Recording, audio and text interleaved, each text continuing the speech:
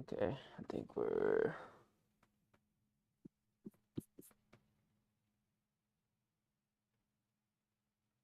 okay. We're live. We are live. Nice. All right, for anybody watching this stream, later we are going to be chilling and waiting for students to join in if some of them join. And so yeah, give it about 5 minutes as we load up, and what I'll do is just play some lo-fi for y'all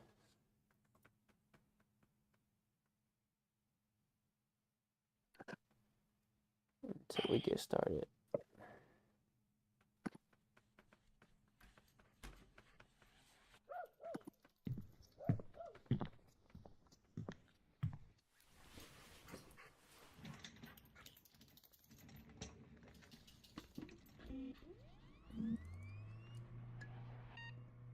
Nice.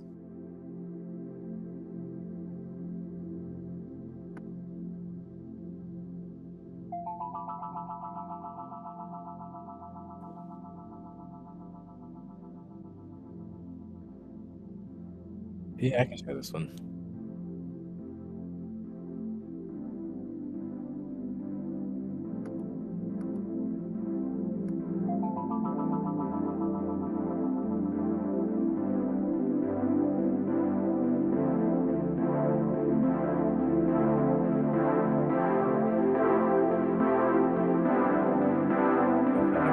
Just having a little conversation with ChatGPT.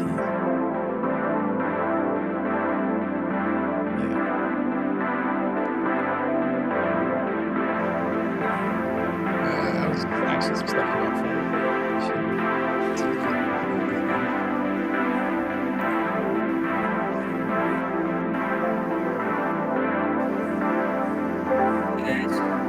Hey, what's Hello, going hello. on? Hey, good morning. Good Hey, morning. Good Miles. morning. Hey, Sadiq. Go ahead. Hey, Uno Don. Screen. Hey, what's up? Y'all doing all right this week? Enjoy some of this New York bipolar weather. This sounds fun.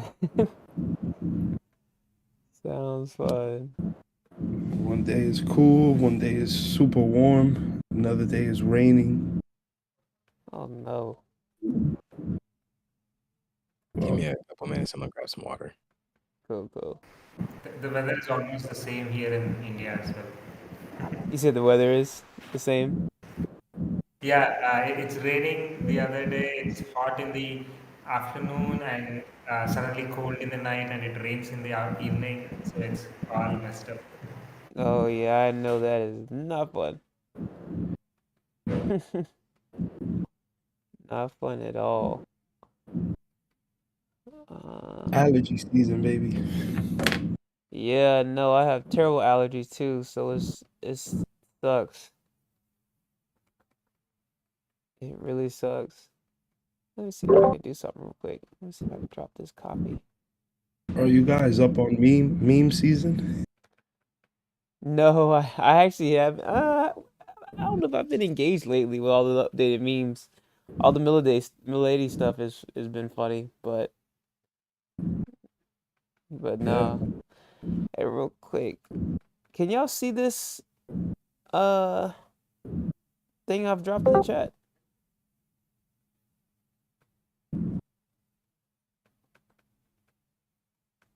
Meme on DeFi. Yeah. I'm back. What's up? We can give it a like 2 to 4 more minutes. Cool. Let me compress this. Let me actually do this. All right, I'm gonna drop something in the chat for y'all. There we go.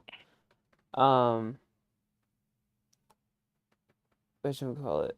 So Deep, you had asked for this last week, and I didn't post it to GitHub and share it with you. I realized Yeah, I could have just dropped it in here for you. So yeah, I dropped it in here. yeah. And I think a couple of other people also asked for it. I think Brian was the other person asking for it. Brown's other person. Okay. Yeah, I gotta add that to our Solidity ATL GitHub. Oh, what were you writing?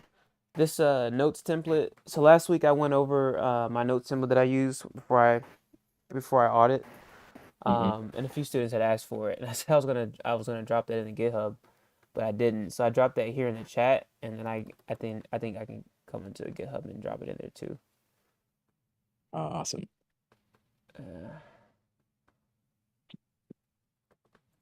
it's under plasma blocks, right? No, it's Or it's GitLabs. GitLabs. Yeah,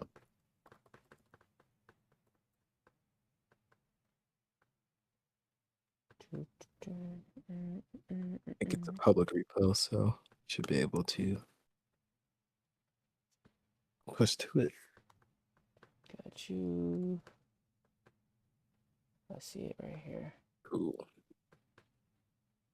Yeah, we can go ahead and get started in a minute. Don't think we are gonna cover like the full time, a full 2 hours, but um, there's a lot of stuff to go through today. Mostly today, we're gonna be focusing on the ERC20 interface and then some vulnerabilities, some of the common vulnerabilities around it. Then talk a bit about Cofarina, Sherlock, and start to organize around forming teams to compete. Then we have a bonus vulnerability that we're going to deep dive into. Yeah, so does anyone have any questions from the last session or thoughts before we get started?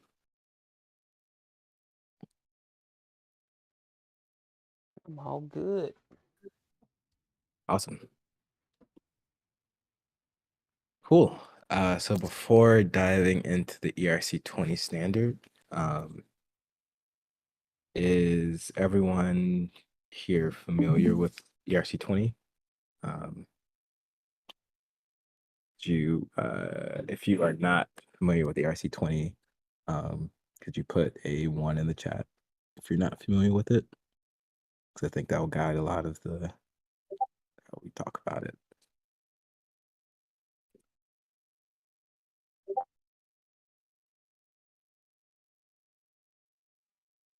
Okay. Cool. So just a quick refresher for people who are watching the stream. ERC.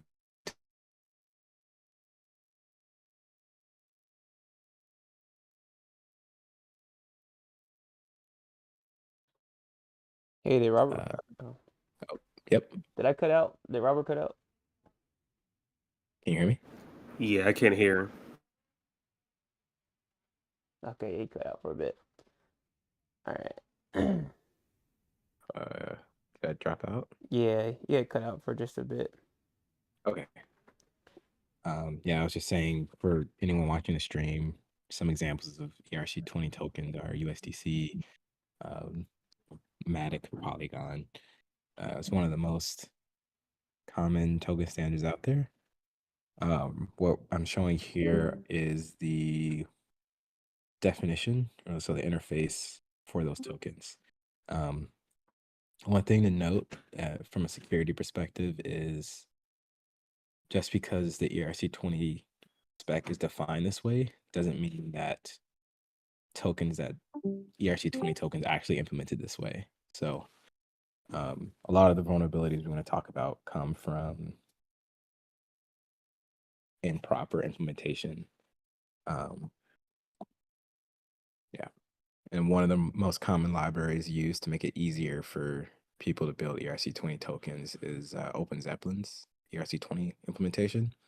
Because they also include some other methods that aren't in the ERC20 standard, but they make it a lot safer and easier to use.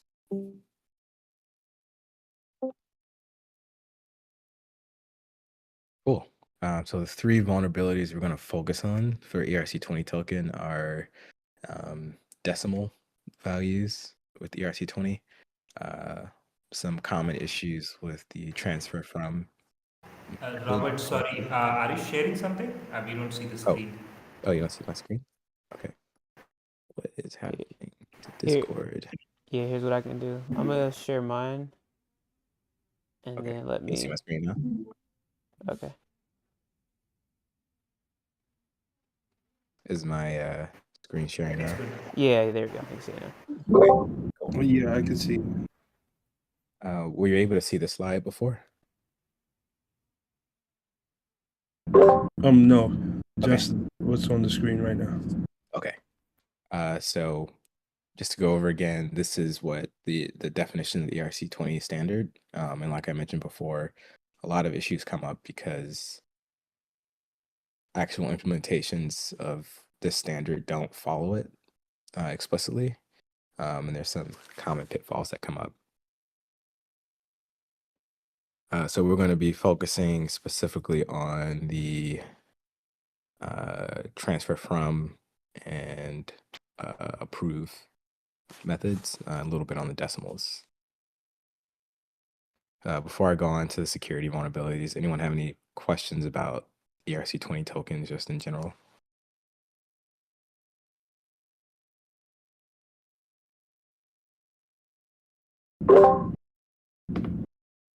The implementations vary, right? So I took notice while I was trying to like wrap Ether within a contract.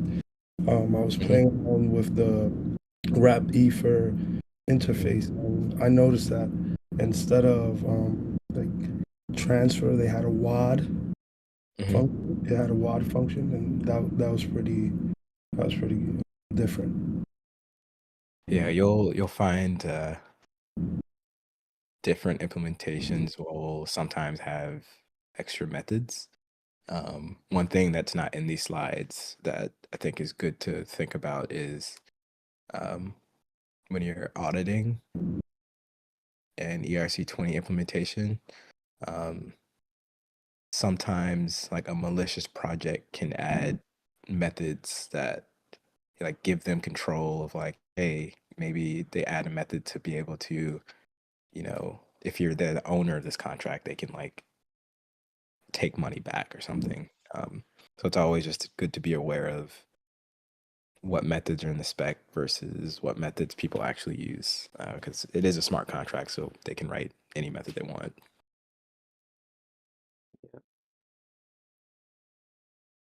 Cool. So the three vulnerabilities we're going to talk about with the ERC20 is the decimals. So decimals are inside the ERC20 implementation. I think it defaults to 18, but it's essentially how you know how many decimal places are needed to store like a token value, because Solidity does not have a floating point or decimal.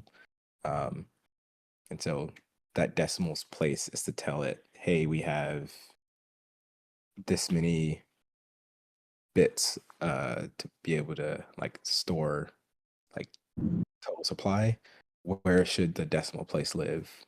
So if you've ever transferred like 0.005 ETH, vulnerabilities can pop up when either the decimals between tokens is different or someone makes an assumption about decimals and it's wrong. We're going to dive into that. Transfer from, some like mentioned before, not all tokens implement the standard the same. So there's a lot of vulnerabilities that can pop up from there. And the last one we're going to go over is with approval, specifically approval changes and how a common attack vector there.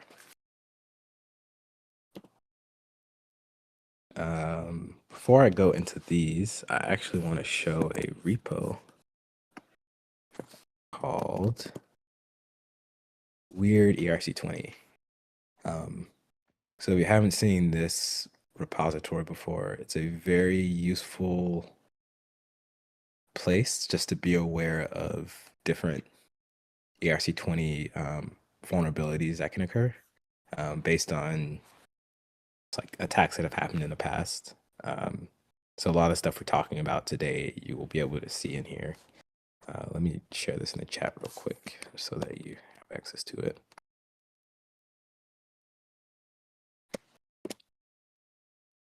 Yeah, whenever I'm auditing something that has an ERC20 token, I'll always have this open to just be aware and refresh myself on any of those.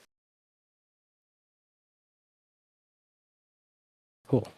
So, like I mentioned, the attack vector in the case with decimal values are, well, there's two. There's like a lot of math errors. They're not necessarily attacks. It's just like unexpected behavior happens or bad math happens, which can lead to loss of funds or unexpected behavior, or malicious actors can take advantage of the fact that the contract is making an assumption about the number of decimals of a token.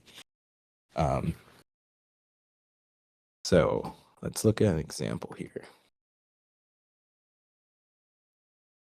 I think this is one of the best ways to highlight what it looks like. So I'm just looking at a vulnerability that was reported on Sherlock. I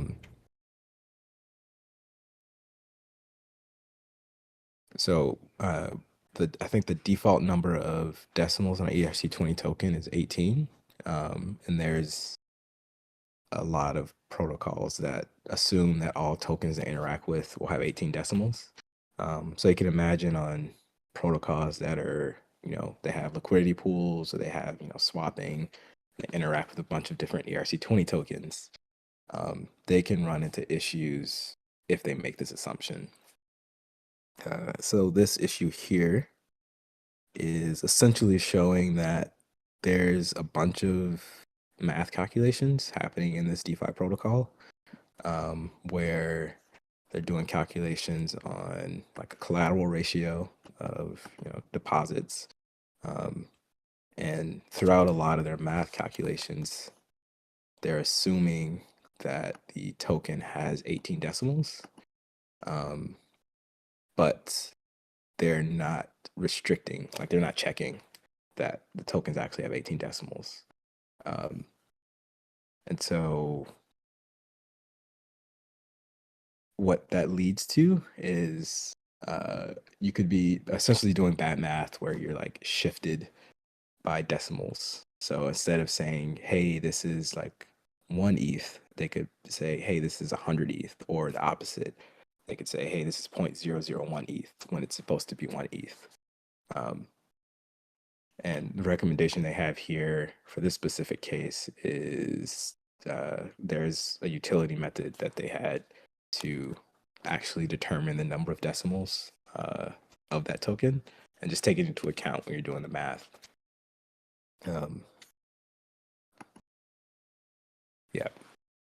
So I think just one of the safest things to always do with ERC20 tokens is never assume that the number of decimals, because you can get to a lot of bad math situations where something like is shifted to more digits than it should, or shifted to less digits. Can we get an example like in code and like to see like Yeah. Open up this one. how we would remediate something like this? Let's see. So this is actually going through a bunch of different things here. Counts for push of decimals.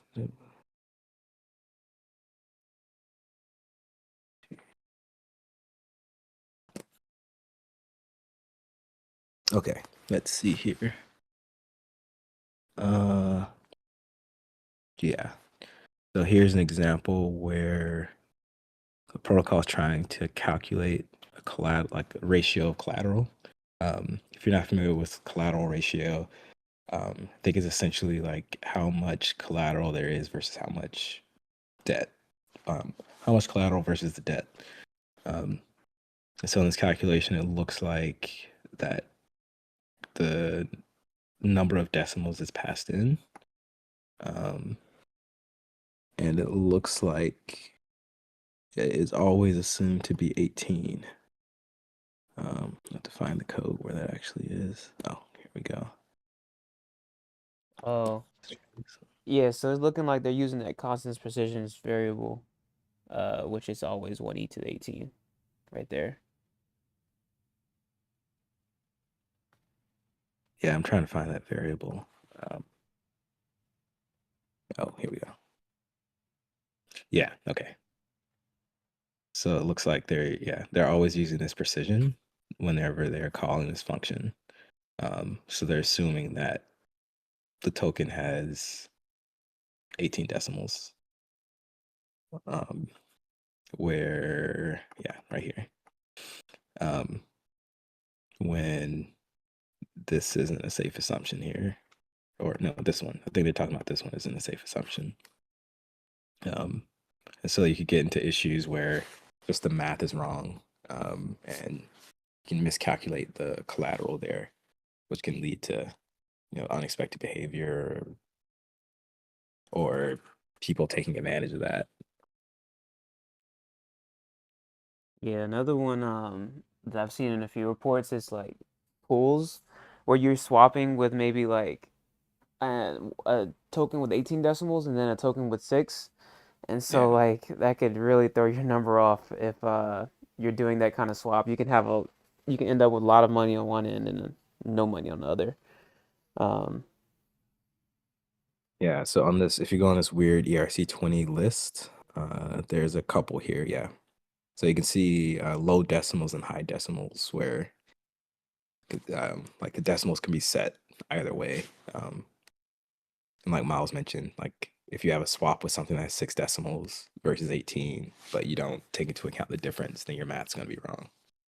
And the same for the other way. yeah.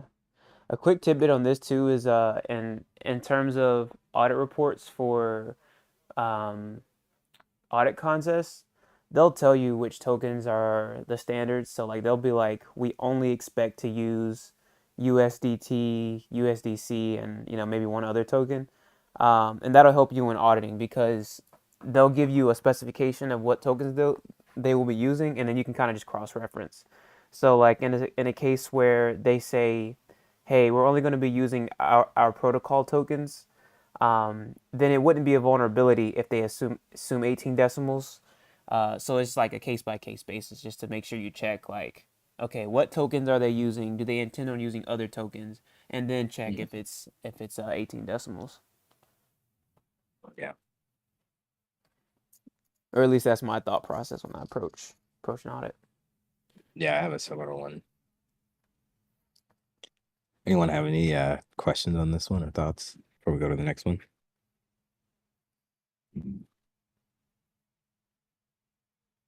Okay. Okay. So this next one is it's another one that pops up pretty frequently. So the transfer from function inside of ERC20 expects a return value to indicate whether the transfer was successful or not. And different tokens will implement this differently, where some don't even return a value and others don't return false even if something failed. And they don't revert. So you like from the outside, you don't know. And one thing I didn't put explicitly, but sometimes protocols will call this transfer from function and they won't actually like look at the return value and they just assume that it'll work. So that could also lead to unexpected behavior or an attack vector for someone to say, oh, I noticed they don't check the transfer from. Let me just like make a bad contract that always fails. Like it just returns false every time something tries to get transferred to it, and the calling contract isn't checking. So you could take advantage of that. So this is also on this weird ERC20 list here. You can see some popular tokens that have this vulnerability. So like USDT and BNB, I think, are the biggest, where they don't return a Boolean value. Yeah, so that can lead to very unexpected behavior. There's a couple of mitigations that protocols can make. The first one is to either use the safe transfer from an OpenZeppelin's implementation or do something similar. Where basically what this does is it will, okay, here it is. It will wrap around the transfer from, and it will check that return value for you. The only catch that this one doesn't, the only thing this method won't catch is if the token doesn't have a return value and it doesn't revert. In that case, it doesn't check that, but it does check the case where it checks the return values for you, so you don't have to think about it. But there are some edge cases where a token may revert or may not revert and still fail and not return anything. So just being aware that that's a possibility is very good. Yeah. Two things on this one. This happens I feel like in a lot of code bases. I feel like this is like one of those give me's on Code for Arena and different bounty contests. I think this is like when I had my first Ethereum audit, this is one of the things I was able to put on the report without even knowing much, knowing of how to really audit a lot of Solidity code. This one just pops up a lot, and it's something that you will see in a lot of places. The second thing is, so an interesting case to look at is looking at Uniswap's code. I started looking into that recently, and I saw that they do some interesting things where they don't take the safe transfer for face value. They'll check the balance of the token address. So not only do they do like a check by using safe transfers, but when they check the balance of token address before the transaction, after the transaction, you can confirm whether something like succeeded or reverted. So that's just another like remediation for if safe transfer doesn't catch for all those custom tokens that you're implementing within your protocol. Was that Uniswap V2 or V3 you were looking at? I think that was V2. Okay. If I remember. I don't know V3. I haven't looked at the V3 code yet. But I remember going through Securium. They mentioned that a lot for the V2 code is how they would handle those interesting token cases. Okay, that makes sense. So let's show an example here. So it looks like this is just a single code base. Here, this is a high reported on Code for Arena. And let's see their code. Okay. Yeah. So I'm not sure what this protocol is, but there's an internal method here to handle a payment. And you can see that it calls this transfer and it just doesn't check the return value. It's like, yep, this worked. Like, let's admit this event. But it could have failed. Like if it returned false, but they're not checking for it. So there's like multiple layers of vulnerabilities that can come from this transfer from, both from like not checking the return value or making an assumption about how like the tokens that you're calling will work. Because even if they're checking the return value, that's assuming that the token will actually return a value, because they don't all do that. That's crazy that one got high. I feel like now in Code for Arena, those will start to be more mediums, but I guess it depends on the use case or the implementation. Yeah, if it's something where it's like Like a withdrawal. protocol expects to use a bunch of different tokens, I'd Yeah. imagine it'd be more relevant. Gotcha. Are you able to show like the mitigation for that? So what did they write in the report to solve that problem? Yeah, Okay, so I see they it. Got it. recommend using Okay. a safe transfer from here. Thank you. And then, like Miles mentioned, if you want to be extra safe, you can check the token balances directly before and after the transaction. Yeah, standard is use Open Zeppelin's safe transfer from. They cover all the, I'll say that all the important tokens. Yeah. Cool. Anyone have any other questions or thoughts on that one?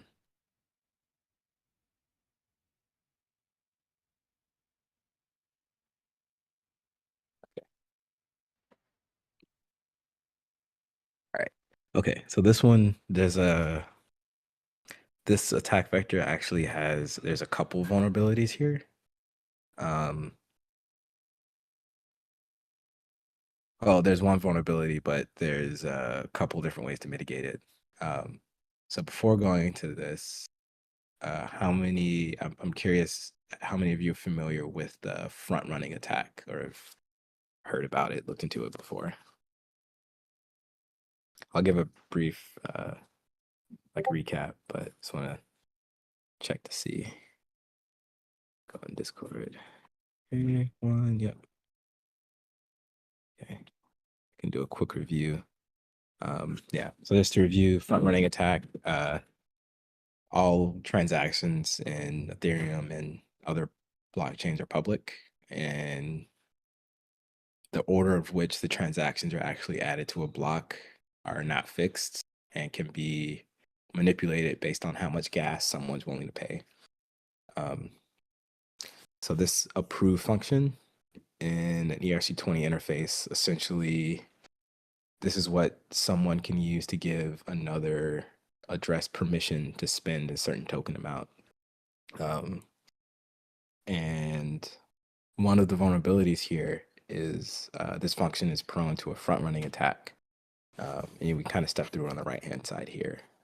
So imagine you have two people, Alice and Bob. Alice initially approves 1,000 tokens that Bob can spend.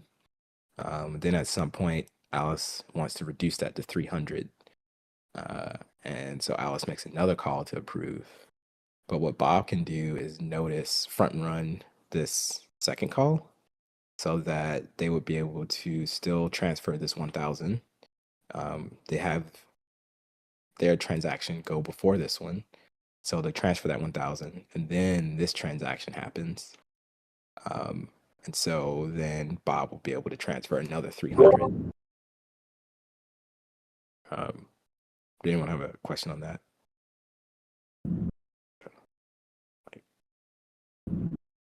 So it's just like if Bob has more gas, then he could probably front run the transaction.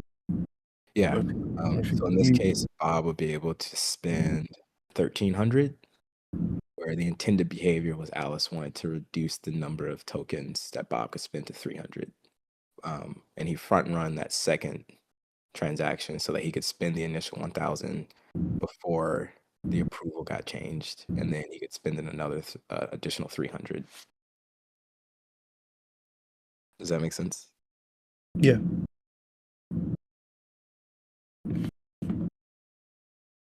Cool. And so this goes into the two ways you can mitigate this attack. If someone's using the Open Zeppelin library, this is a couple of the extra methods they provide called increase allowance and decrease allowance. And it lets you safely and atomically change the allowance to prevent this attack. And the second way you could do it manually is first reset the allowance to 0 and then update it. Because then if you reset, if this second transaction here is resetting it to 0, then Bob will not be able to spend an additional amount. Yeah. So those are the two ways to mitigate that. I think this one pops up, not necessarily as much as transfer from, but it does still pop up in some reports.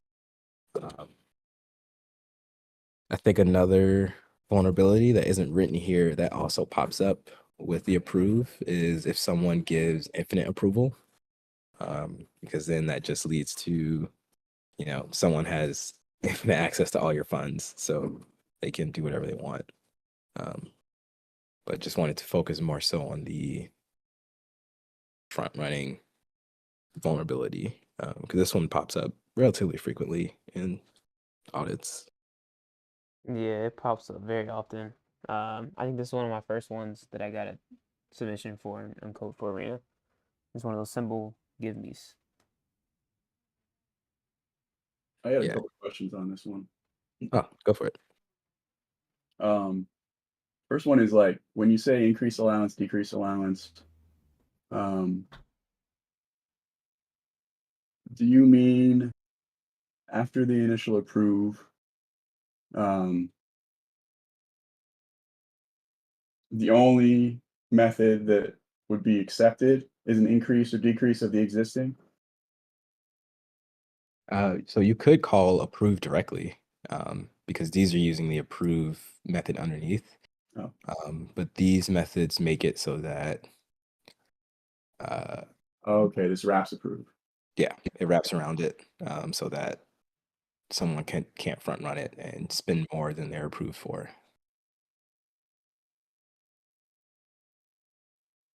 Yeah, and I think if they do, so I think I remember seeing stuff where this is still kind of vulnerable. It's just a better solution. But I think it's in this case, like if they do, then they've spent that money and it will just revert. So if they were to front run at the time, I think it just protects against those cases. You said you had a couple of questions. Yeah. So then the second one is after the approval happens, when is that reset allowance to 0? When does that happen to ensure that the front run doesn't happen? Yeah, so that would happen. So after the initial approval, instead of directly changing it to say, so in this case, Alice started with approving 1,000 tokens and then changed her mind to 300. Instead of going straight to 300, there will be another transaction beforehand where it would go from 1,000 tokens approved to the 0 tokens approved to 300 tokens approved. So how does it know? I mean, how do you know when to do the reset? I mean, she might have wanted to do a swap, like, and she hadn't done it yet, and then all of a sudden she's back. Like, how do you time that? So I think they would have to be in 3 separate transactions. Because we would have to change the state, right? Twice. Yep. Yeah. Like someone could like if someone's approved to spend 1,000 tokens, they'll be able to spend that 1,000 tokens like until it's changed. But this specific attack is someone spending more than the person who approved initially wanted. Yeah, I mean, Bob could still notice the reset coming through and front run the reset. Yeah. It could still do that. But I think this specific attack is if someone's trying to do this, like change this approve within a single transaction, someone could notice that approval changing and just spend more than they're allocated for. Okay, it's in the same one. Got it. Yeah. I mean, the way I think about front running usually is with swaps. That's the most common. And usually with swaps, a lot of contracts require you to do, I mean, some are doing the approval of the exact amount, but many require the approval unlimited. And they'll even check and they won't work unless you did the unlimited. Because I've tried to switch on some contracts to do like, no, I'm only going to give you the amount I'm going to swap. And sometimes it won't work at all. You have to do the unlimited. But then you got to remember to reset allowance or to turn it off after. And I mean, I think that's kind of a pain in the ass. And I think one of the problems that's not a standard to be like, after the swap, like it's automatically reset. Like that should be coupled with the swap. So the right. allowance goes away. Yeah, because it's a best practice, but it's not a standard. It's a best practice to not allow infinite allowances like infinite approval at all. But there's still a lot of contracts that do. Yeah. Yeah, that's a tough one because it's like I guess the trade-off is like the user experience. Like if you want to go into an app, you kind of want to just interact with it and not have to worry about approving each time. I agree. Like I'm the security side of like, no, you should, approve a certain amount before you do swaps each time. But I guess, I guess this kind of takes the conversation out of the way. But yeah, I hear a lot of people, a lot of devs talk about the user experience side of it. It's like, Yep. yeah. Yeah, that's one of the trade-offs. Yeah. Yeah, and then it's like good security hygiene to I have to keep like I don't do this well enough, and I'm sure many people don't. It's like how often are you going in to clean out those approvals that you've Yeah. Mm-hmm. Yeah. got sitting out there on your Yep. right? Exactly. Pain in the ass to do that. Yep. Yeah, that comes up a lot with like if you've ever seen any wallets that get compromised where like wallets or other protocols get compromised where people like get ownership of contracts or figure out how to essentially trick people into giving them infinite approval. And then they just drain people's funds. It's like, oh, you forgot about this contract you interacted with like a year ago. They got hacked. And now the malicious person still had access to the infinite approval. And they can just drain your funds or take your NFTs or something. Yeah, I'm gonna try to remember to do that. That sounds tricky. Yeah. Anyone else have any thoughts or questions on this one?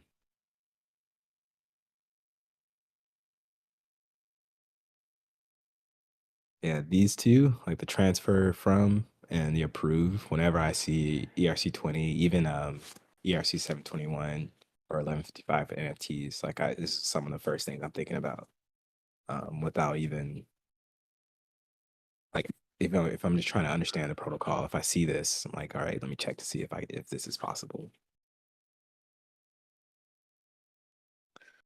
Cool. Okay.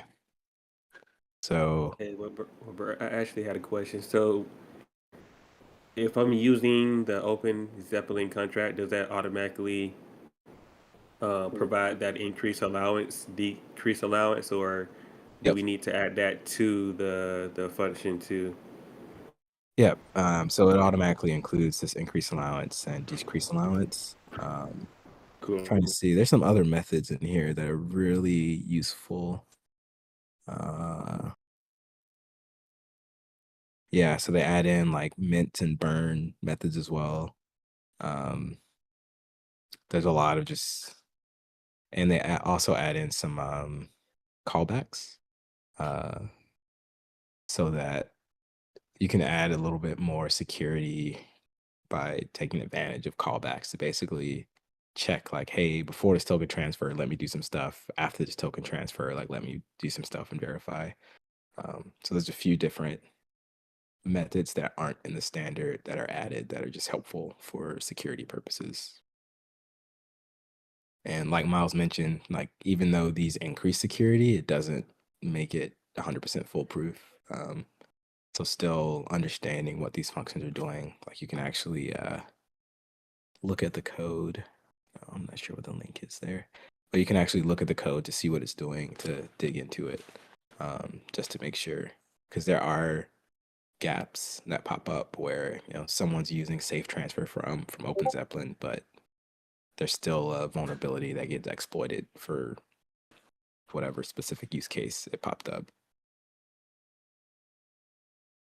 If you're using those, do you recommend like the allowance over approval?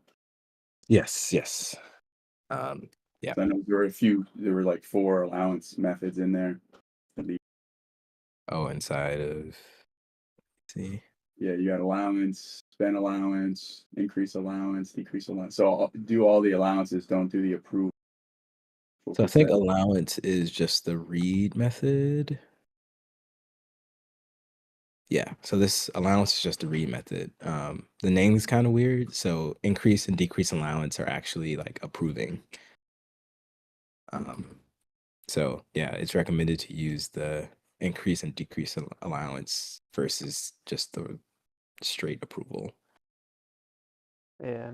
I'd also add that watching a few dev videos would actually pass on the suggestion of using OpenZeppelin's contract wizard.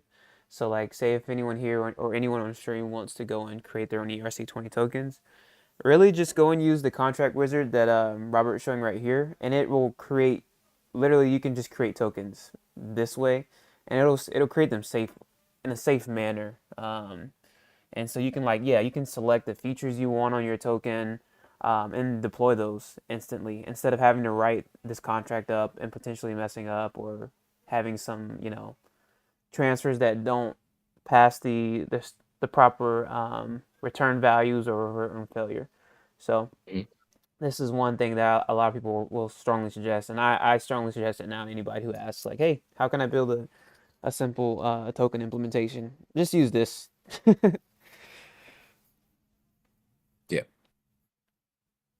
And one thing I also notice here, notice how even with this contract, it's assuming 18 decimals.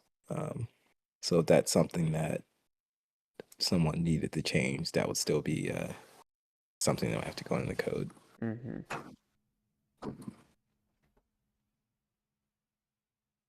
Cool. Okay, so that was some of the common ERC20 vulnerabilities, some of the most common. Like I mentioned, this GitHub repository for Weird ERC20 has a very good collection of all of these, because we didn't cover all of them, but we did cover the missing return values. There's some others that pop up as well, so highly recommend going through this. And if you're auditing a protocol that interacts with the ERC20 tokens, just having this open to reference is very helpful. Like another one that I've seen a few times is this one here, where a lot of protocols don't check that like the addresses they're working with are the zero address. So you can just have some unexpected behavior happen there, or like funds being stuck. So there's just a lot of useful info here. Yeah. I also add the another two that I would say if that I would focus on as well is fee on transfer tokens. That's a one that comes up a good bit, or comes up, yeah, I'll say comes up a good bit. Um, that's an interesting one. I think, what was the other one I was gonna say? Robert, can you go back to that list? I'm sorry. Yeah, always. Scroll back up.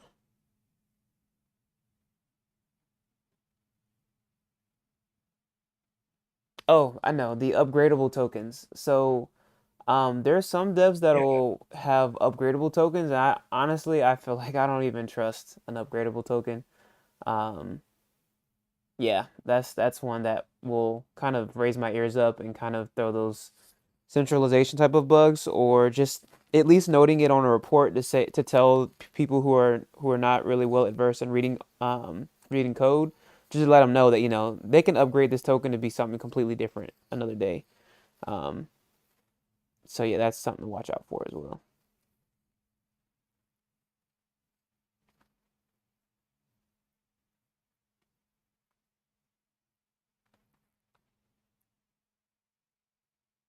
Before going into switching gears a little bit, but would anyone have any questions on the vulnerabilities we talked about before we move on?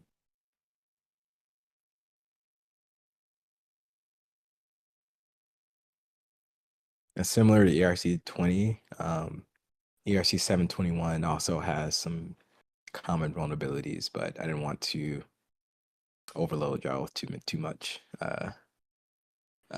But similarly, not all NFT contracts are written to match the spec, and even those that are, there's still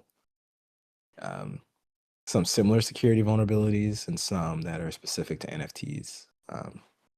So just be aware that that also applies to NFTs.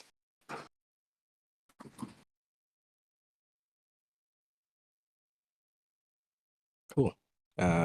So pivoting a little bit to talk about public audit contest. I know Miles talked about audit contest last session. Just wanted to refresh. So it's open for anyone to join, any experience level, because everyone who participates in audit contest has their first audit contest. So anyone can join. It's an opportunity to learn while possibly earning money. And the two biggest public audit contests, Code Farina and Sherlock, generally have one or two contests going every week. So there's always an opportunity to audit.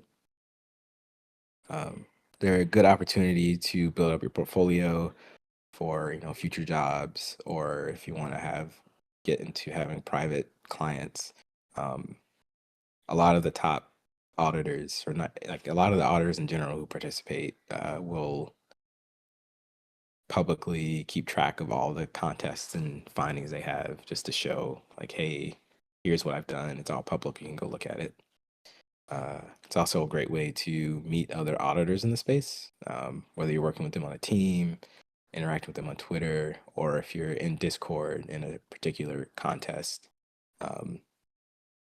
Can show real quick if y'all haven't interacted with one of these before. So here I'm just looking at Code Farina's Discord, and this is a contest that I participated in with Miles, I think like a month ago. And yeah, you can talk to other auditors in here. You can also usually talk to the protocol devs inside of Discord as well. So it's a great opportunity to just interact with other auditors or protocols in space. And in terms of what protocols actually get audited by these public contests, there are hundreds, and there are some pretty big ones like Optimism, ENS, zkSync, GMX, just as some examples. But there's and a lot of these protocols will open public contests after they've already gotten a private audit. Like I know in the case of Optimism, I think they were audited by either Trail of Bits or Open Zeppelin. I can't remember who did. I think it was both. Open Zeppelin. I feel like a Yeah, good both. bit. Like the Optimism has a lot of money, so I think they had a few of the top firms audit them. Yeah. And then after all that, they had a public audit contest, and people were still able to find, I think there was 3 highs and a few mediums. So,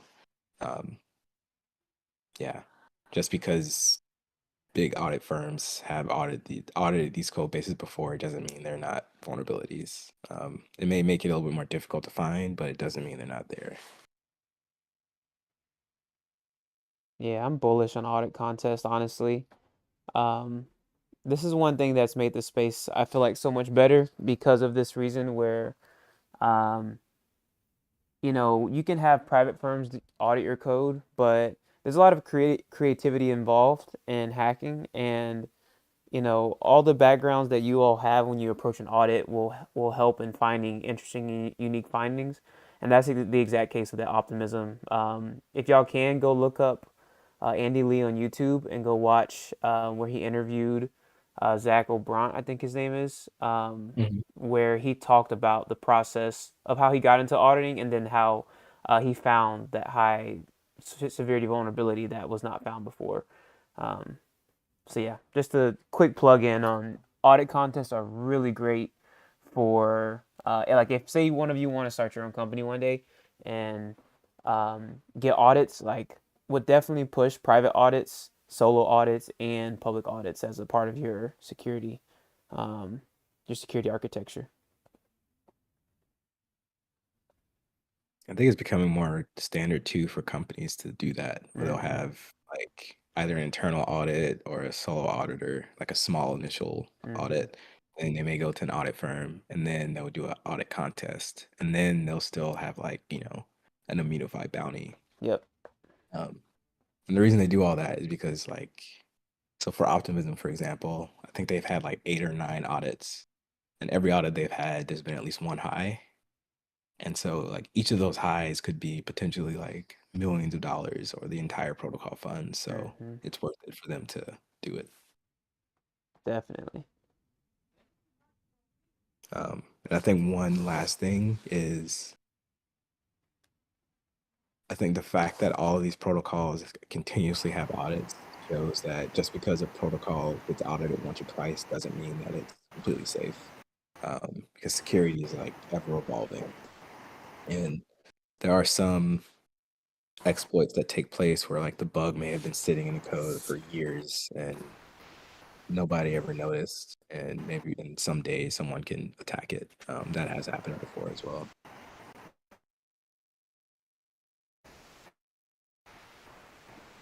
So do you have a question? I saw your hand raised. Oh, I don't have a question. Yeah.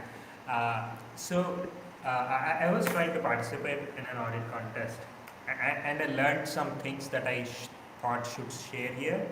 Mm-hmm. Uh, so uh, just a couple of pointers. So the audit contest forums have various types of audits. They even have private audits, Mm-hmm. and like Code for Arena actually recently launched something as a context for increasing your test coverage.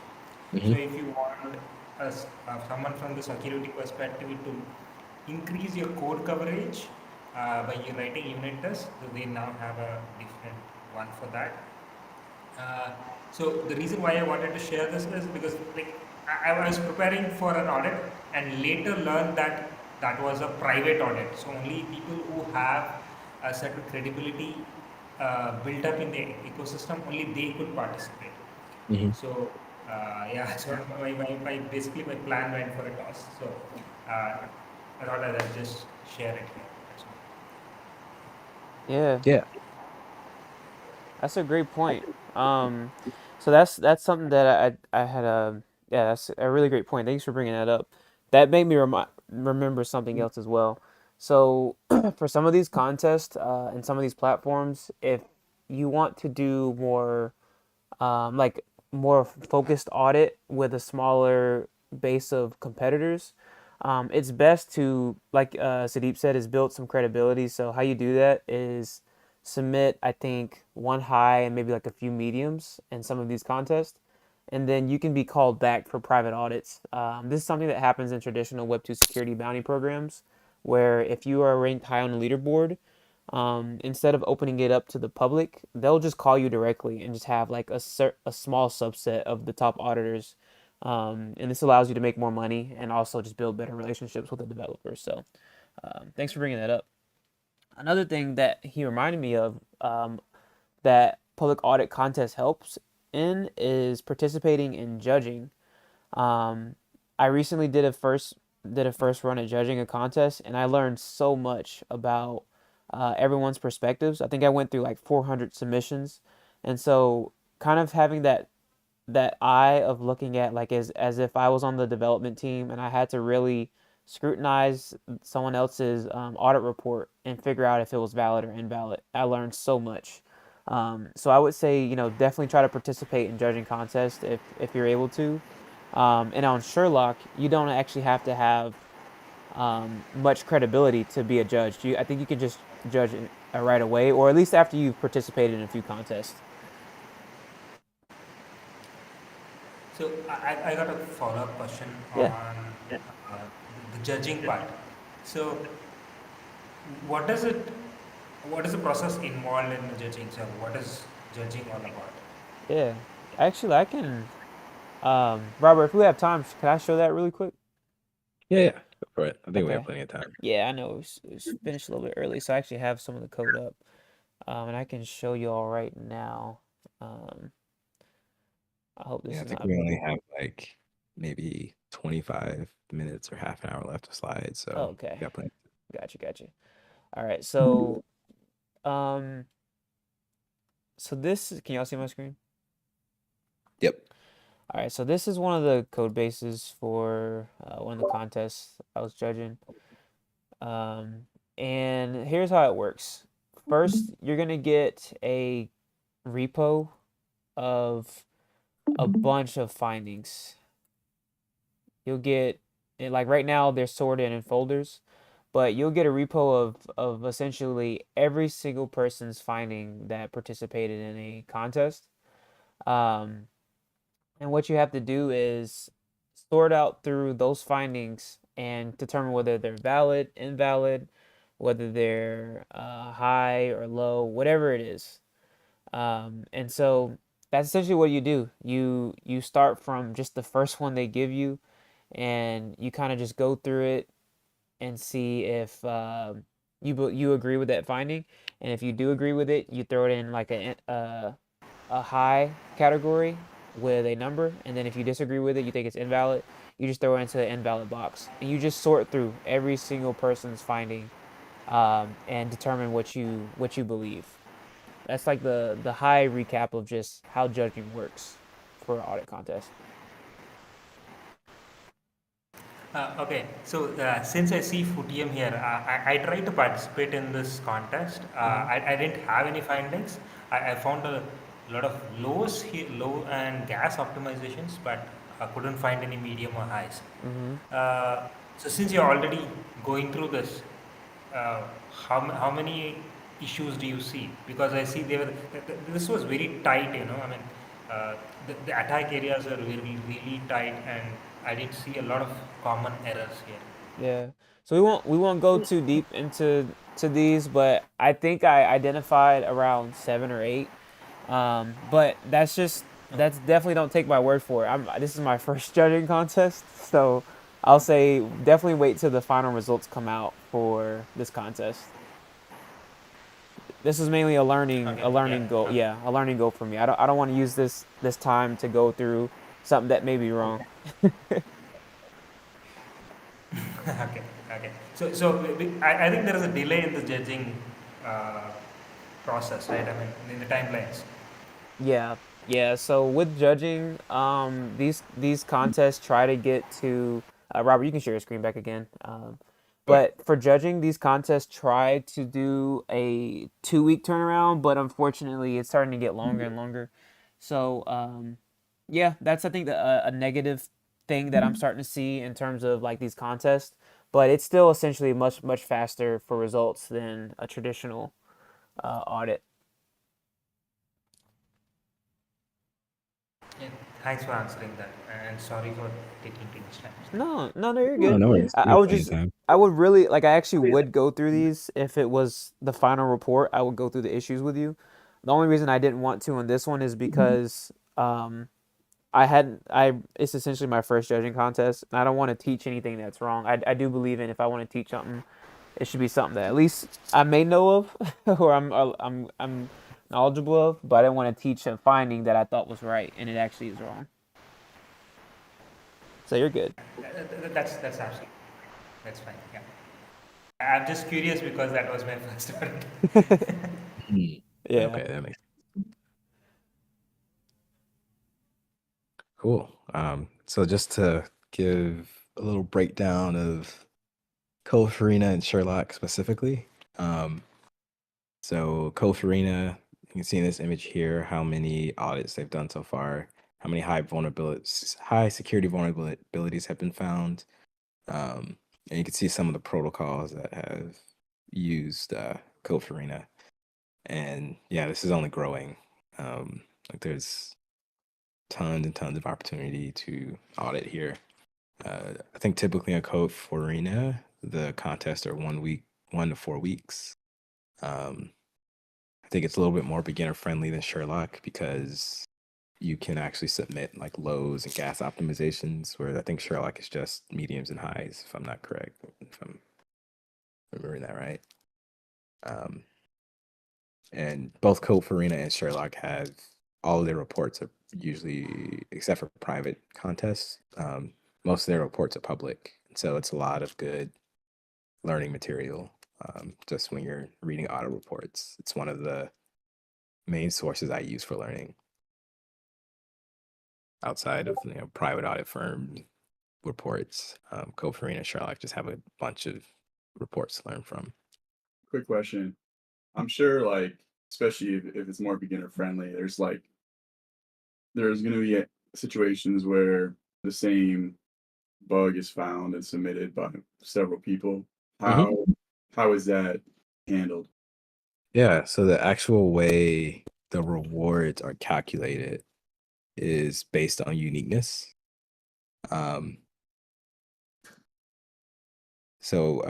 yeah, if you see in this, this is the actual formula that Code for Arena uses for medium and highs. It might be different for lows and gas optimizations, but the more people that find that vulnerability, the lower the payout would be.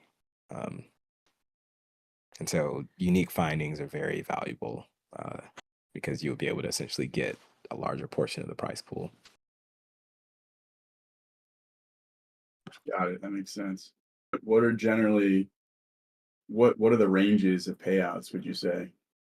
Like kind of Uh, average? it varies. Do you mean per like severity level or just like? Yeah. Like for a low, it'd be between what, like 50 to 100, and then medium, it'd be, this and this. Like what would you say? Yeah, it depends on the uniqueness. If you're looking at unique findings, Miles, I'm curious about because you've had more exposure to numbers. I think for highs, like if you get a unique high, it's definitely going to be in the four figures. For a unique medium, it could be in the hundreds to thousands. I think unique lows, I'm not sure. In terms of duplicates, yeah, it depends on if like, it's 2 or 3 people that find it or 20 people find it. Some of the vulnerabilities we talked about today pop up where they're like, medium or high, but because a lot of the auditors are just aware of, oh, you're transferred from, you're not checking the value, that could get diluted a lot. So it really depends on how many people find it.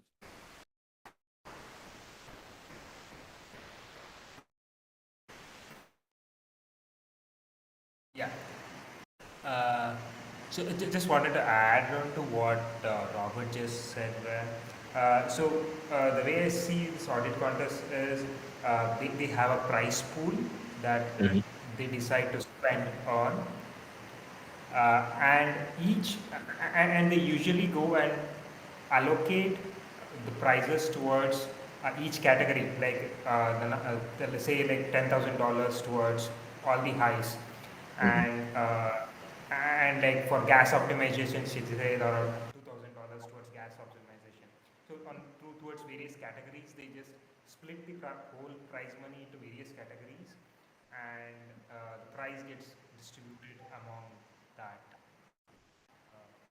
And that reminded me of one thing also is there is also a bonus for like the quality of the report you write. So um, it's not listed here. I don't think. Yeah. Yeah. So if say you have a high vulnerability you find and there's like 4 other people that find it, but you write the best report and it gets selected, you also get a bonus there on top of that.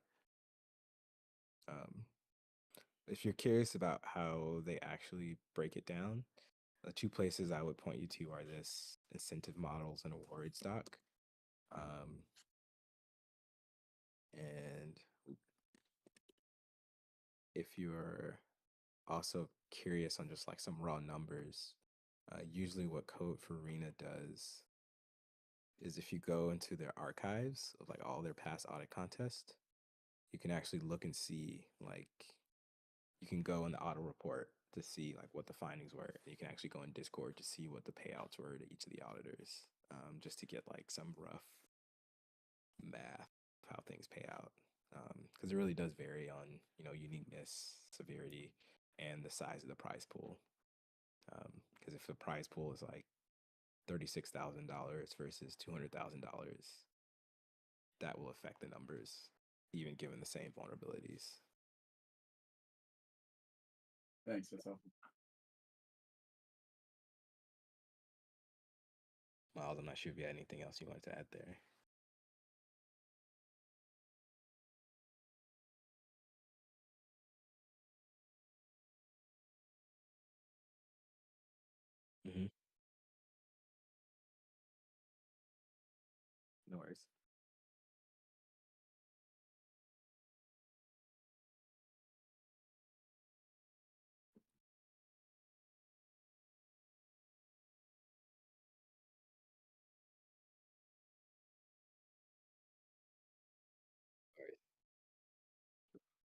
can bring it up.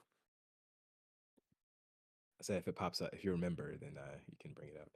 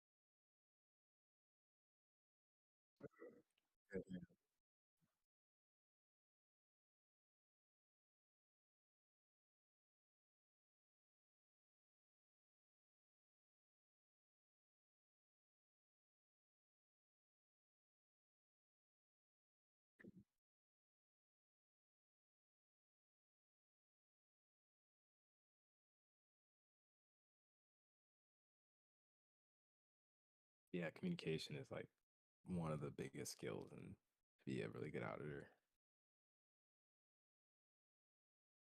Cool. So talk a little bit more about Sherlock. So Sherlock is similar to Code 4 Arena. I think it came out a little bit after. My opinion, I'm curious what you think, Miles, as well, is it's a little bit less beginner friendly because they're really looking to reward medium to high vulnerabilities.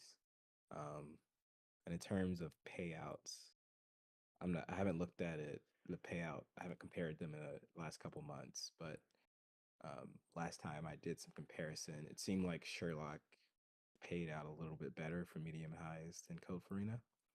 Um, yeah. And so on Sherlock, there's the audit contests are usually 1 to 8 weeks. I think I've seen the longest one I've seen was 3 months on there. And they have an additional feature as an auditing collective that I don't think Code Farina has. So Sherlock actually provides insurance on some of the protocols that get audited so that if they get hacked, there's this pool of insurance that can help, recoup some funds. I think I've seen it be used a couple times. But the last time it got used, like the protocol was actually able to like get their stolen funds back. So I think they returned it. Um, but I really like that insurance piece because it kind of adds more stake on the auditors. And you can actually generate yield. If you are interested in finding another yield source, you can stake USDC here. So you're like, hey, I audited this. I feel super confident that it's not going to get hacked. Let me yield farm USDC here in this insurance protocol. That's a really cool feature I like about Sherlock that is kind of different than Code 4. Yeah. Um, my views are really conflicting on these two because the reason why I say this now is because of the introduction of bot races. I know, Robert, we talked about this before we got on the call. But bot races are starting to get really good. I don't know if y'all have been paying attention to those, but these reports are starting to get really good. And I think in the last one, they even found a medium. And so now it's getting QA, lows, gas optimizations, and it's reaching up to mediums.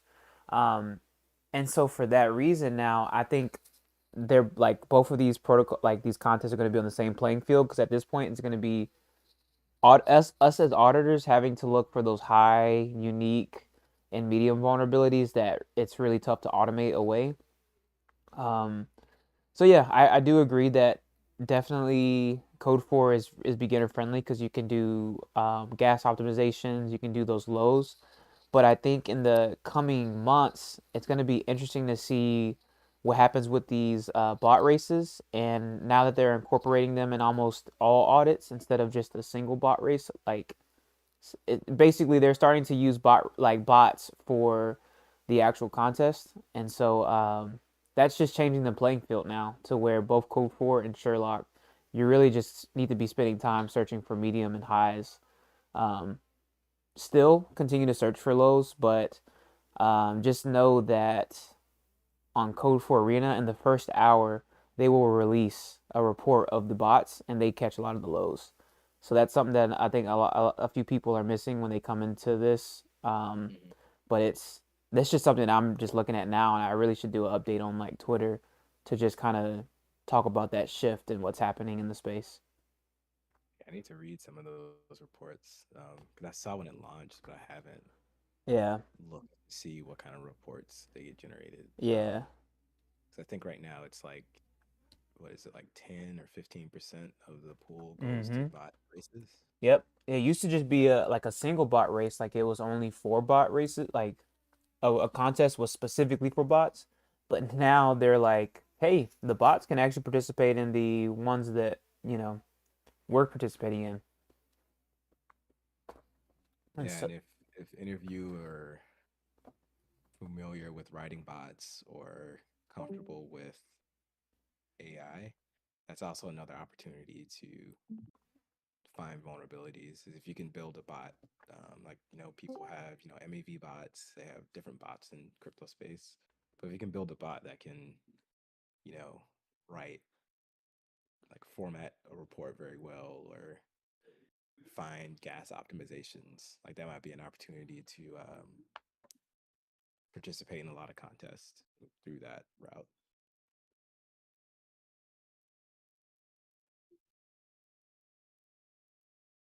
Anyone have any other thoughts or questions on that? Are the bots like large language models? Is that why they're doing so well? I'd imagine some are. I haven't really looked into it. I'd imagine some are though. Yeah. yeah, I haven't looked into the creation process. It'd be cool if any of the people who participating drop some content. Um, but yeah, same. I'd imagine some are, but some of them are using let me actually plug in something that we've used before. Uh, Robert, I don't know if you know this software. It's used for a lot of like automated testing. Um, oh man, this is a good start. I was thinking like how would I get started with this, but I wanted to share with you all how to potentially get started. What was the name of it? I'm trying to remember. It was this. It's using Web 2 security, where you can write specs for for automated scanners. It's a really good tool for being able to write your own scanner. I see. Static analysis. I need to find people on Twitter who are doing this so I can learn from them. Yeah. Sonar Cube. Okay, let me drop some stuff for you Oh all. yeah, I've heard that one. I've never used it, but I've heard about Yeah, that one. I'm gonna drop this for y'all because this is something that I haven't dived into yet, but you all can definitely do it as we learn as well. Um, Ooh, thanks for sharing. That's a good one. yeah, so Sonar Cube is a good one, and what's another one? Uh, Coverity? Say it again. Is that coverity? I'm not hearing you. Say that again. They say Solidity. Solidity. Huh. I haven't heard of that one. I think that is more of Java focused. Okay.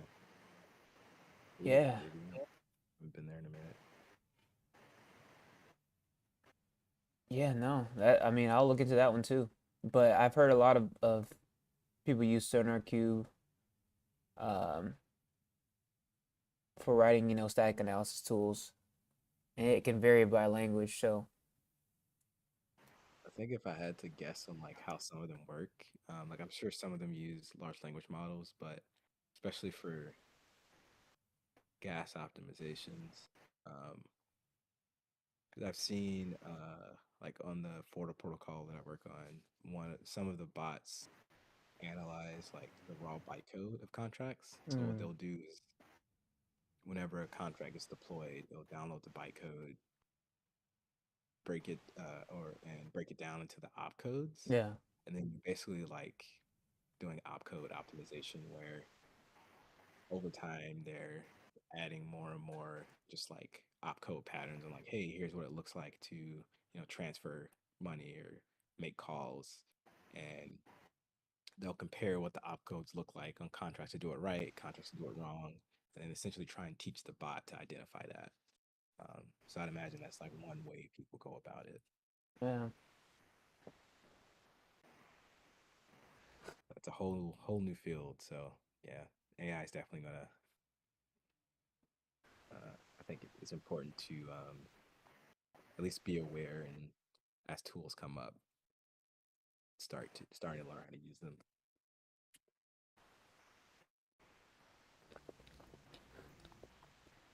Okay. So before going into that, I just wanted to mention here. I want to mention it again at the end. But this is the last session of this plan course. We're thinking of doing another course later in the year that's a bit more comprehensive. But after this session, so we created a private channel in Solidity ATL where we're going to start coordinating, just participating in audit contests together. Let me share that now. So if you're interested in participating in contests with us, I can send an invite out.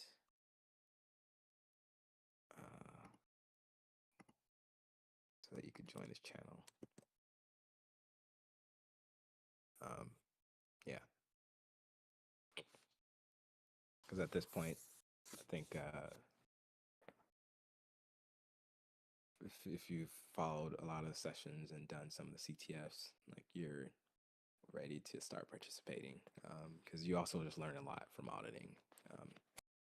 So yeah, just wanted to plug that before we moved on. I don't know if that link brings you to the channel. Oh, it doesn't? I don't think so. Interesting. It says I've joined. It says you've been invited to a server. Let me. Yeah, it's not working for me. It just brings me back into the server. What about same thing? Does the same thing happen for this link I sent? Yeah, same. Okay. So I guess I can manually add you. Is anyone not interested in joining this channel? I can just invite everyone here. I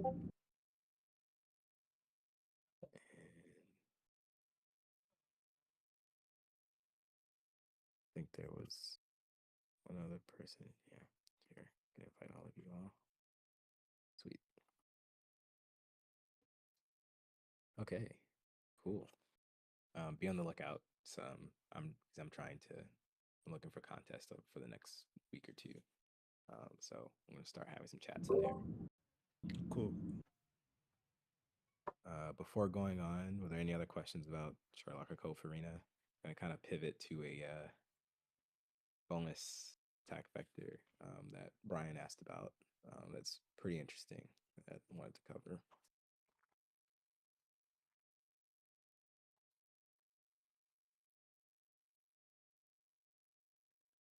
All right.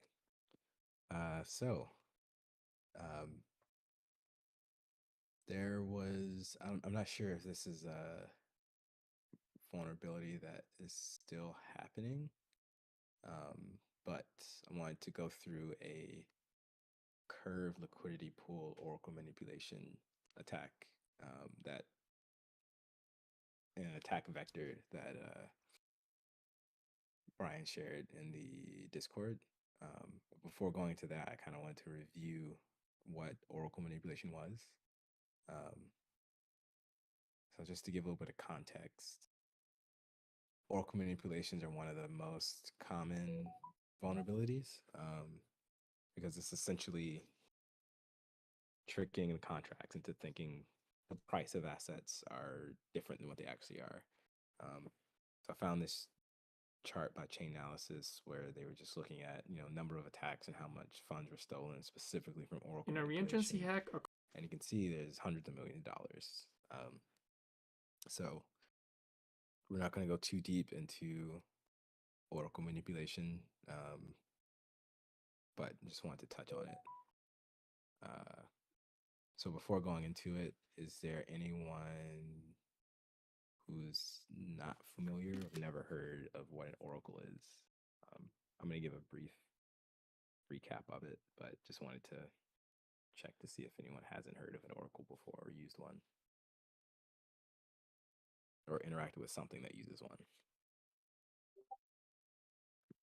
Let's see. Okay. Oh, yep. Okay. Cool. Give me 1 second. There's a really loud thing coming this way.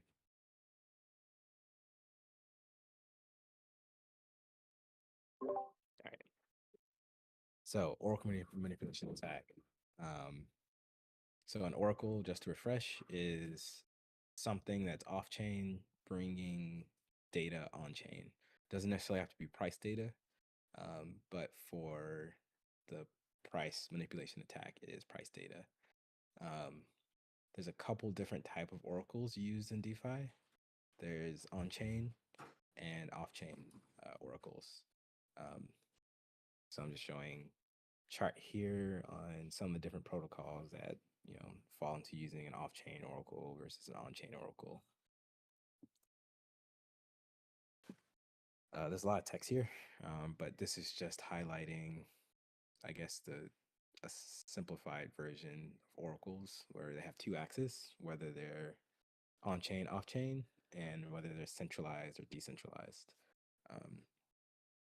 So for off-chain oracles, this is where centralized off-chain oracles are basically where the price of an asset or it will come from off-chain, and the only people who can update their price are whoever controls the project.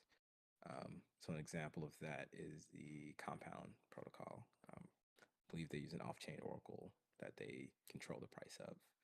And the trade-off there is centralization versus the speed of updating. Because if you can update the data as fast as you want, then you can do things very quickly. Decentralized oracles that are off-chain are, they're taking prices from multiple sources, and then the simplest way is they combine them with an average. There's other techniques for combining those, but just for simplicity, think about it as an average. And examples here like Chainlink price feeds. Maker uses off-chain oracle. I think because they allow collateral from off-chain real world assets, and they use a decentralized oracle for that. The trade-off here is it's decentralized, so it's a little more it's more trustless, but it does take time for consensus on price updates, so it is a little bit slower. So you can also have oracles on chain directly, where the price is like the actual price is determined on chain, not off chain. Maybe the raw data is brought from off chain, but the actual price is determined on chain. So one example of a centralized oracle is DYDX. And in this case, I think they're the only ones who can trigger the oracle to like update its prices on chain. And then there are some decentralized on-chain oracles where anyone or like a very wide variety of people can actually affect that asset. I wasn't able to find an example of that one. So when thinking about oracles, this is like a version of how I think about it, whether it's on-chain, off-chain, or centralized, decentralized. And these are all a spectrum because you can have hybrid approaches as well. Before I go into the actual attack, anyone have any questions on this one? Yeah, would you say Curve and Uniswap are on-chain centralized? I actually am not. I don't know where their price data comes from, so I'm not sure. I would have to look at their contracts and the architecture. I think Curve is on-chain centralized, but I could be wrong. I would have to look into their contracts to make sure. Yeah, I'm not sure of those. Um, I feel like when listening on, different conversations, I think Uniswap has some good um, oracles that a lot of other not firms, but a lot of other protocols use as well. And it apparently I hear that it's somewhat decentralized, but don't quote me on that. I think that's just what I've heard, kind of just on the wire, on Twitter and crypto chats.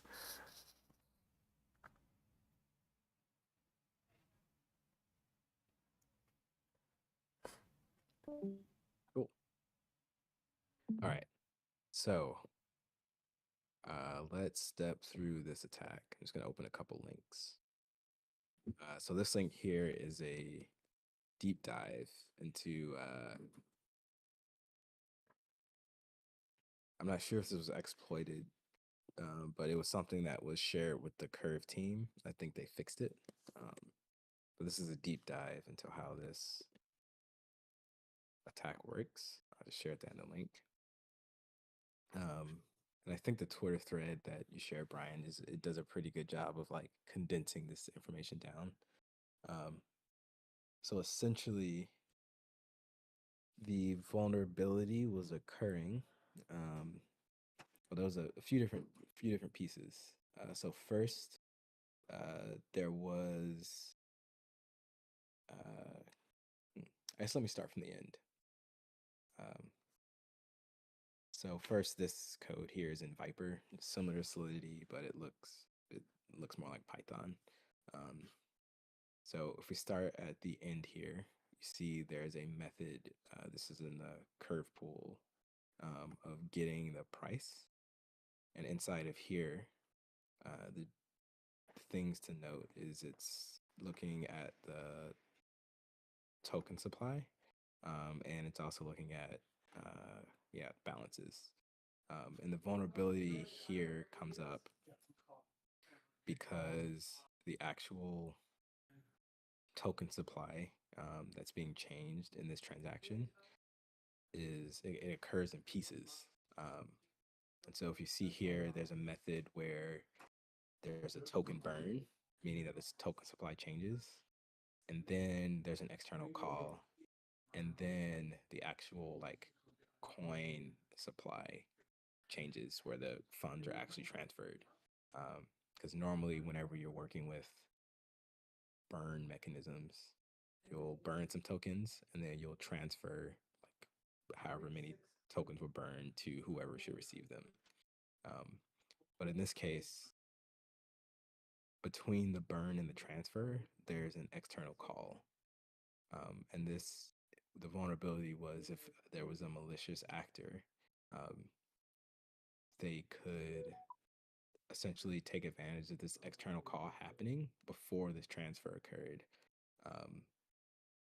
So that whenever they call this get virtual price, like it would actually be wrong because it's not like the total supply and the supply of those tokens burned and the actual transfer of those tokens, like the state hasn't been completely updated yet. So if they're able to take advantage of this call to like have a malicious contract, like call some other functions that rely on this, then this price would be wrong because this transfer hasn't happened yet. Yeah. So this is definitely a pretty complex finding, but it's interesting. And I think the reentrancy piece comes in. Let's see.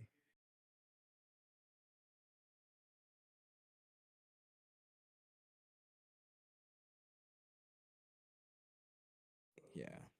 trying to remember which function here was non-reentrant. Because I think there was a Probably. function. Oh, go ahead. No, I was gonna say it's probably that actual burn. Go to the burn call. Is it that one? If they have it, they might not have it on Oh there. yeah, Yeah, this one. Remove liquidity. Yeah. yeah. So usually the call to do the burn or the removing liquidity usually like will have a non-reentrant modifier, so you can't use a reentrancy attack. But this is an interesting one called the read only, which yeah we went through here, Yep. where you do something that it's usually you're interacting with another target contract that is affected by this state right here. Yep. So yeah, very interesting vulnerability. Yeah. So even though this one is there's a reentrant guard, they're still making an external call, and so this external call can still call itself multiple times if you wanted to, and just basically take advantage of the fact that during that point of execution, this get virtual price will be wrong. So there could be other methods that they could take advantage of where this price is wrong to steal funds. So this reentrancy guard is not really it's protecting the high level function from being called multiple times, but it's not preventing this function from being called multiple times in the same transaction.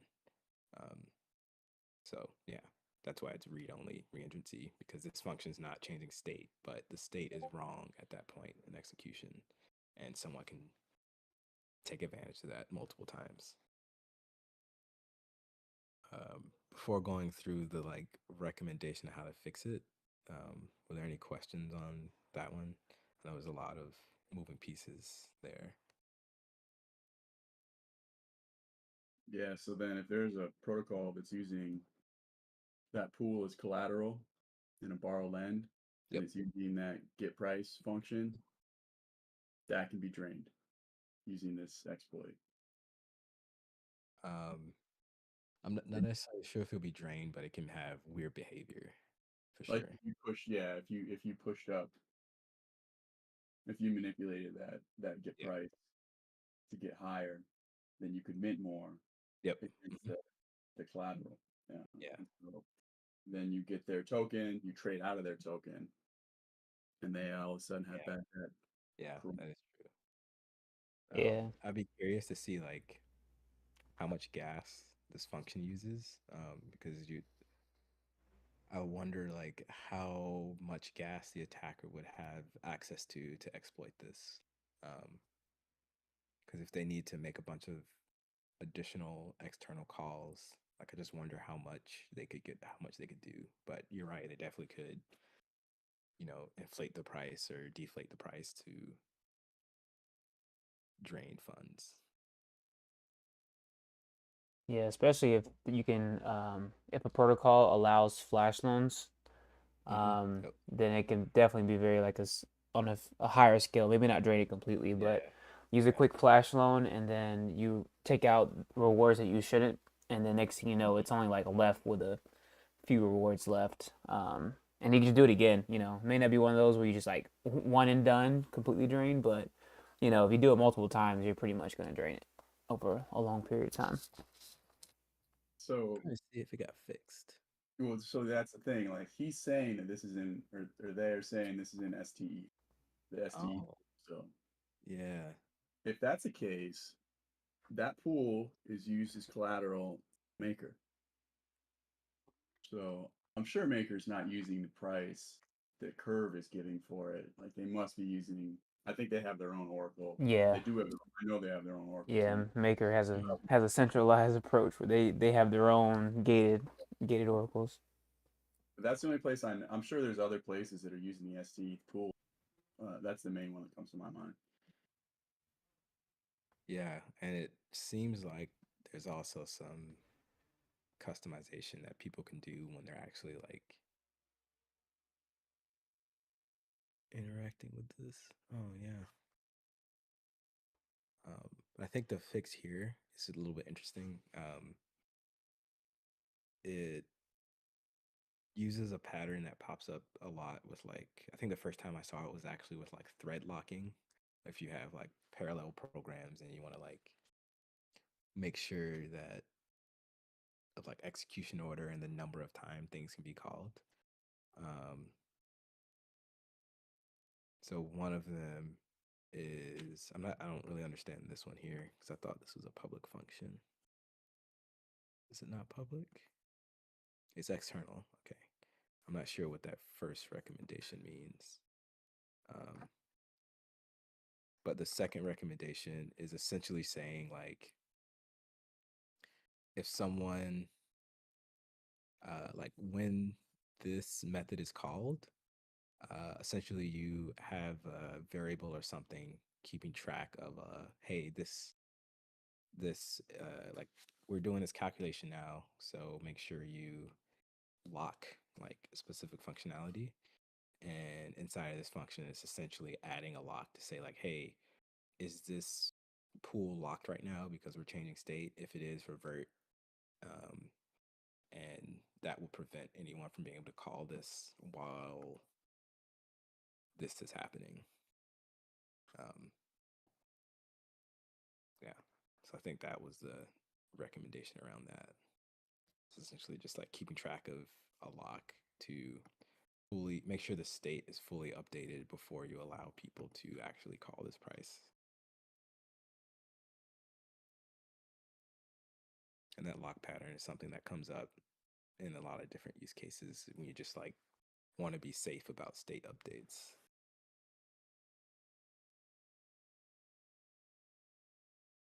That's interesting. So you probably always want to lock any sort of Oracle-ish function, right? Until like it's not in the middle of a state update.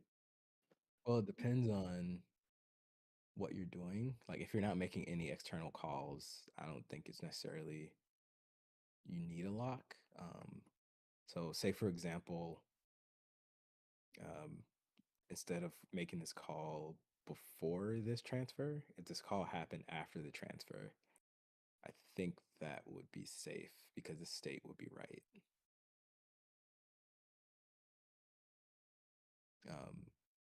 But say in the case where there was like no external calls at all, I'm not sure they would need a lock because the state will be correct at the point that they transfer. If that makes sense. Yeah, I was just thinking if there's somewhere else in the code that has another Yeah, exactly. that Yeah, you just don't know about, like a good best practice could be to use a lock on anything that is serving up a price somewhere. yeah, that makes sense. Just to make sure, like, hey, the price is updating now, so Yeah. you can't do this. Just wait. Yeah, and just to add to that, that's a good call out because if you look on a lot of like other code for arena reports and kind of read through a lot of people's code, it's a best practice to enter or to have non-reentrant modifiers on any other places in your code where there's state updates because of this read-only reentrancy vulnerability. Because it's not just for Oracle manipulations. It could just be something within your code that's just a state update that's happening somewhere else.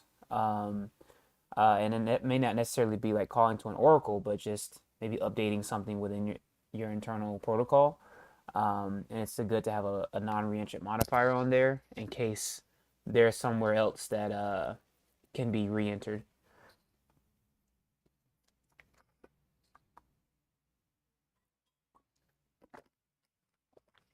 Yeah, thanks for sharing that, Brian. I saw it on Twitter, but I didn't dig into it until you mentioned it. Yeah. Yeah. Thanks for going over it. It's interesting.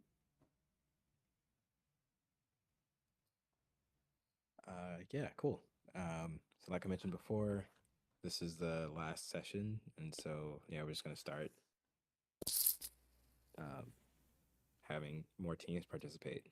So if you're interested, just be on the lookout in that Slack channel. Other than that, I did post I missed posting session 4 assignment. I'm sorry about that, but I posted the assignments from session 4 and also session 5. Um, so there's one audit report. There's a couple of Ethernet CTFs, and then in terms of the optional assignments, um, there's Discord, right? one. What was that? Someone say something. Okay. So there is a optional Ethernet level. Um, Takes advantage of ERC20. So some of the stuff we talked about will be relevant there. And then I also added a damn vulnerable DeFi level, because Ethernet doesn't really have a lot of DeFi challenges, but all of damn vulnerable DeFi is it's a CTF website as well, but all of their CTFs are for DeFi. And so there was an optional assignment there to work on their level 2. And yeah, I pushed both of those to the GitHub repository, so you should be able to see that. Yeah. Other than that, I think that was everything I had for this session. Yeah. Were there any other questions or thoughts someone wanted to talk about? Yeah, before we close it out, I did want to say it in this chat and also for stream for anybody else watching these sessions. After you've completed through all of these, you're definitely ready to start participating audit contests. I would say to also work on Securium. I don't know if anyone here has heard about Securium, but they're a great place to start after you've entered into like Solidity, done some CTFs, and you understand a little bit about Web3 security. Securium will take you the rest of the way in terms of maybe understand some internal semantics of Solidity and just building that muscle of reading audit reports like 4 or 5 at a time. This for this the purpose of these courses was to help someone who may be in tech, non-technical, has some development background, and just wanted to jump into Web3 security. And so, yeah, this is like that gateway. That's what we wanted to accomplish in this course. And so, yeah, that's the next steps will be Securium and audit contests, and you're off to the races and ready to be a part of the space. So, just wanted to do that shameless plug, and also just say thank y'all for tuning in and just staying with us throughout this whole process, letting us know, what issues there were. It was a great journey. Just doing this as a first run. Yeah, I really appreciate y'all joining in. I shared the links to so Securium has a Substack, and they also have a YouTube channel. And the specific material that is helpful is there's you'll see some of their post or YouTube videos that have like 101 or 201 next to them. And so they essentially have a few different modules, or I think they have one for Ethereum. So there's Ethereum 101, Ethereum 201, there's Solidity 101, Solidity 201, and they have some other modules on like security and best practices, audit findings, things like that. And yeah, like Miles mentioned, it's a great next step. Like once you're actually auditing, you just want to like continuously learn more. If you can go through Securium, and they also offer some there's some quizzes for the material. If you can get comfortable with a lot of that material, like you will learn a lot. You get a lot better at auditing, because it'll just expand your breadth of knowledge and also your depth of knowledge. It's something that I've recently been doing for the past month, and uh, I've been writing Solidity for 2 years, but going through Securium has filled in a lot of the holes I had in my understanding of Solidity, Ethereum, and even a lot of security stuff. I feel like it's one of those things you should periodically go through, even once you go through it once, just to Yeah, refresh, make sure you're most understanding things definitely. right.